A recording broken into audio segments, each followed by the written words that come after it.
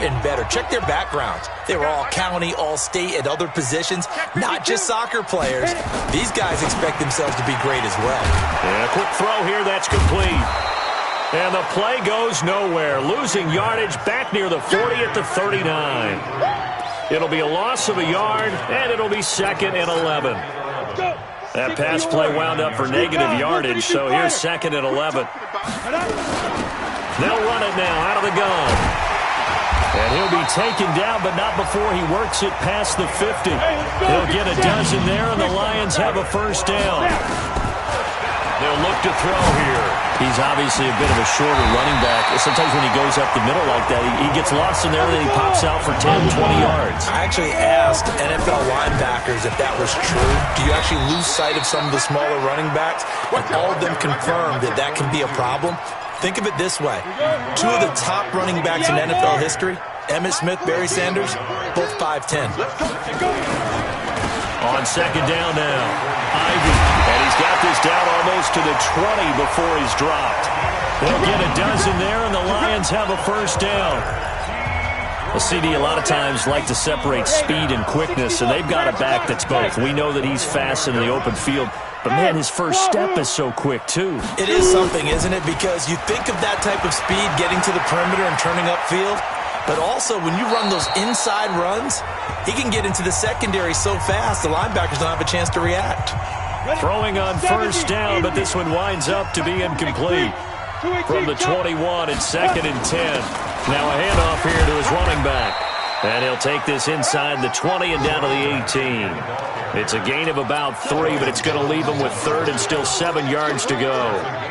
Pretty good little 2-play sequence there. You force the incompletion, then a very short pickup. Yeah, now maybe you bring in an extra defensive back or 2 because you want to try and defend on 3rd down. They like to play those nickel or sub packages, don't they? Smooth. 42's mark. 42's mark. Let's get the ball. Ready. On 3rd down, he'll drop to throw. And he will find his man on the outside. Well, this is going to depend on the spot, but it's not a very generous one. He looks to be about a yard or so short. So much about offense is what you call hidden yardage. You know, you throw the ball to someone, they catch it, and then they can make a big play. You know, they create a play, run after catch. They did a really nice job there of limiting that and keeping him from a first down. Yeah, stopped him in his tracks. One score down. Here we go. They're going to go for it here on 4th down. You can't block me. Bang, bang, bang, bang, bang, bang. Get it. They'll try and run for it. And he'll get into the end zone. Touchdown, Detroit. A great play there with touchdown number 12 on the year, as they can now even this game here in the 4th quarter with the extra point. And there you go. Nothing really too complex. Block, keep your assignments, let them run it in. They did it. Fundamental football. Good blocking beats good tackling on that play. End result, touchdown. Check. Check. Check. 49. Check 49. Protein spill. Check up. Now whistles and a flag down. Looked like one of the Lions linemen might have moved. They expect this from the visiting team when playing indoors, but not the home team. They're supposed to get all the advantages, right? The home crowd's supposed to help them. They forgot where they were, perhaps. A very important extra point there, up and good. And an important one that is, as we are all tied now early in this 4th quarter. So right back to square one, tied at 28 as he kicks it away. That's fielded in the end zone. And no run back here. This will be a touchback, and it comes out to the 25-yard line. The Bucs offense set to begin their next possession. And they had compiled a pretty long drive last time. Unfortunately, though, it ended with no points after the missed field goal. And that can hurt the psyche of a team because as they drove downfield, you know you're never supposed to count points in your mind until they go up on the board. But let's face it, we've been there. We've seen teams before. They were counting on those points. They didn't get them. Can they come back now, start over again, and grind it out? That one good for 26 and a first down. Mariota now 6 for 6 since coming back out of the locker room. It's 1st and 10. Check the 20. A quick pass out to Juju. And this one goes nowhere. Losing yardage on the play back at the 46. Call that a loss of 5 yards on the play. And it'll be a 2nd and long. When you lose that kind of yardage on a pass play, you often expect it to be a sack. But that wasn't the case there. They completed the pass.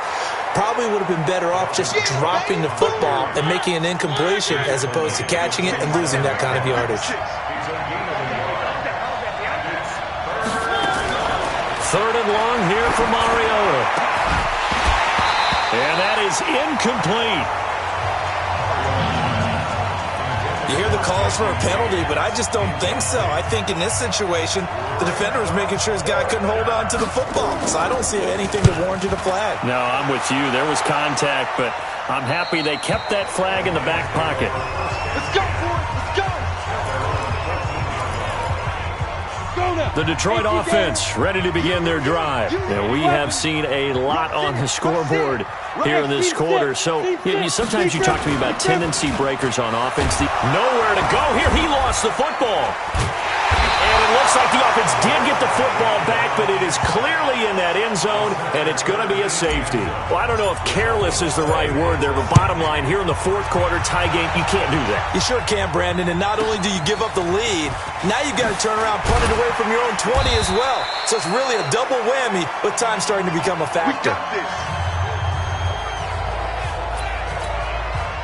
The Bucs offense set to begin their next possession. Certainly want to avoid what they had to do last possession, and that was punt the football, because this game's starting to tighten up. In a basketball sense, you think about taking a little bit of the air out of the ball, right? Maybe milk some clock, limit the possessions. In this case, they might want to do the same thing, but control the game offensively. Put together some first downs, put together a drive, and keep it away from them. On play action, Mariota nowhere to escape, and he goes down.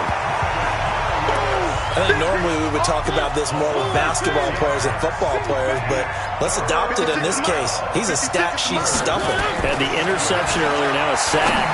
But he just needs a touchdown for the trifecta. That's about all he needs, and he's going to go for it. And boy, he is very close to a first down, but from where they're spotting that football, he's going to be a foot or so short. I hate to surrender the football when you're nursing a slim lead, but they're going to have to punt it away, trust that defense. It's the right play at this stage of the game as well. You don't need to press it here because you do have that little bit of a cushion, and you count on your D to make it stand up. Here's the Detroit offense now as they head back out onto the field. And the last time they had the football, they surrendered 2 points on the safety. And they don't want to do that one again. No, not at all. It's almost like a bases clearing double, isn't it? Give up a couple of runs. Sure. just messes things up for you offensively. But now they've got to go ahead, take it, set it aside, and move forward. 42, Mike, 42. Oh, get him, get him, get him. Hey. 2nd and 9 now. Quick hitter here, it's complete. No gain that time on the completion, and it'll be 3rd down. Okay, ready, I see you. One of the bigger plays in the game thus far, and the crowd getting into it as we come up on a big 3rd down. Hey, Haywood. Mike's 42, Mike's 42. Here we go. Back to throw here. And a throw there going to be incomplete. I want to go back to something you said in the first quarter about winning. Is it a positive? It is a positive. Okay.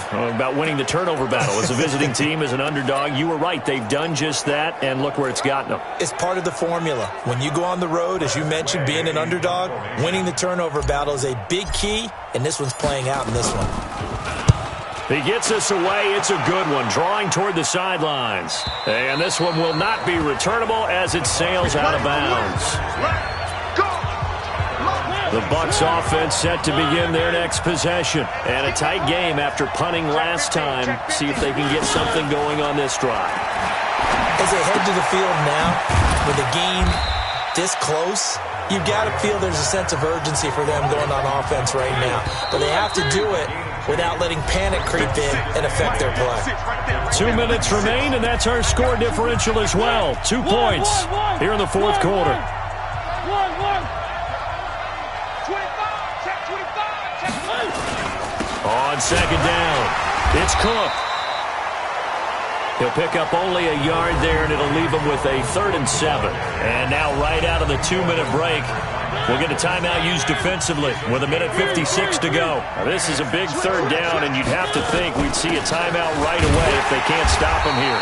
And this play going to be stopped in its tracks at the 32, and obviously well short of the 1st down. And whistles, and we're going to have another stoppage of play as they call the timeout on defense with 1:53 left. Averaging over 50 yards a punt so far as this one's away. And we'll see what he can do on the return.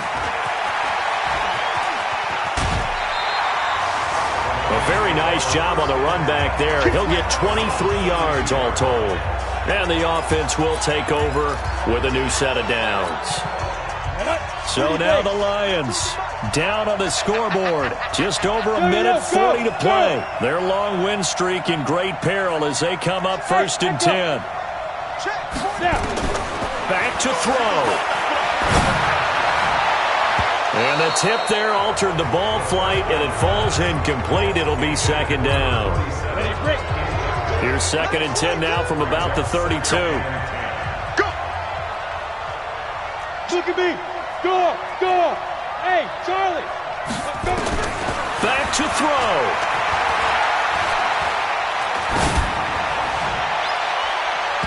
Try to drop one in, but it's incomplete.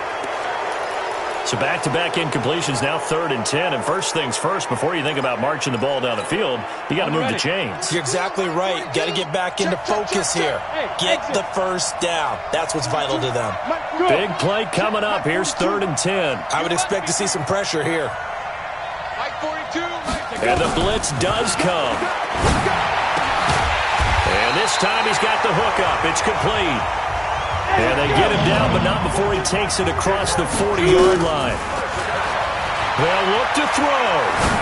Obviously a big 1st down right there. Yeah, they still got to hustle. They got to get up to the line of scrimmage and get set. But I don't think necessarily you need to spike it, but they've got to continue to move quickly. Let's go, D. Let's go. Check, check. Lucky, lucky, lucky. 22 jet bomber. 22 jet bomber. He'll look to throw. Flush to his right. And this one taken in on the right sideline, but not in the field of play. They say it's incomplete.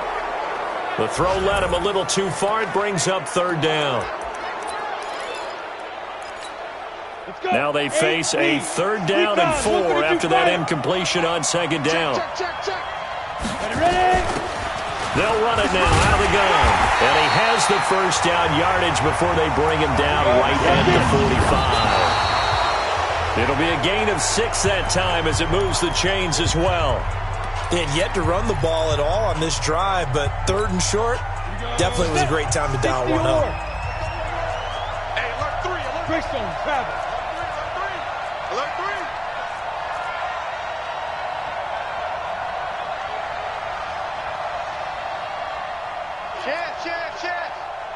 Check. Hey, Foxtrot, Fox, Steve Griffin. He's back to throw. Escaping the pressure right. Oh, he's got a man wide open, complete. And he takes this just a few yards shy of the red zone before going out. 23 yards the pickup there. That's what they need right now. Get the 1st down, get out of bounds, stop the clock. Just playing smart football, understanding the situation, making the plays necessary, and making sure that clock stops at every opportunity. Oh, it's a screen pass. That's complete. No gain on the screen there. It's 2nd down. The Lions need to move. They're hustling to the line now. They'll run it now out of the gun.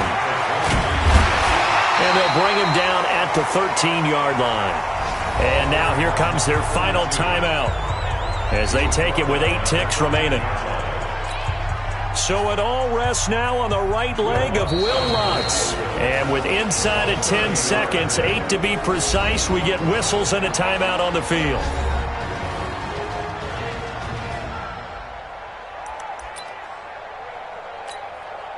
So it all rests now on the right leg of Will Lutz. A 30-yard attempt.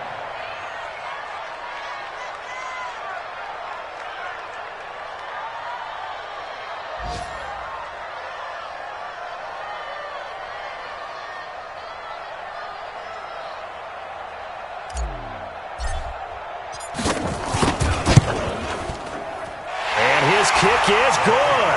And it's celebration time on that sideline as they have taken the lead in the final seconds. He hasn't missed a kick all year. Why would he start now?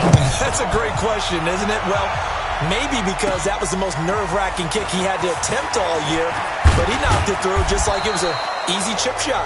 And he'll take it up past the 25 to the 26-yard line.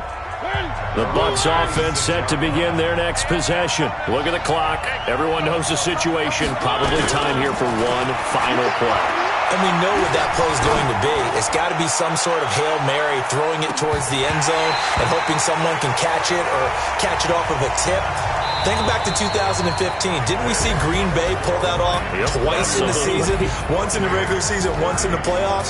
So stranger things have happened. It'd be interesting to see what the defensive strategy is about who they put on the field to try and knock that ball away. Well, going into the final play of this game, they knew that they needed some type of a miracle there at the very end, but they couldn't get it done. However, we were treated to really a spectacular affair. Even though they didn't finish it off, you're exactly right. They took us down to the last play. We're still, you were wondering, could it happen? Possibly, even though we both knew it was a long shot. So for the Lions, they remain in the hunt for a first-round bye as they move to 11-3 on the year. And they'll hit the road next week to take on the Chicago Bears. Meanwhile, for the Buccaneers, their playoff hopes take a hit as they drop to 7-7. And they'll get a chance to redeem themselves at home next week. So for Charles Davis and our entire crew, I'm Brandon Gaudin. Next game, guess what? Charles and I will be here again. It's the NFL on EA Sports.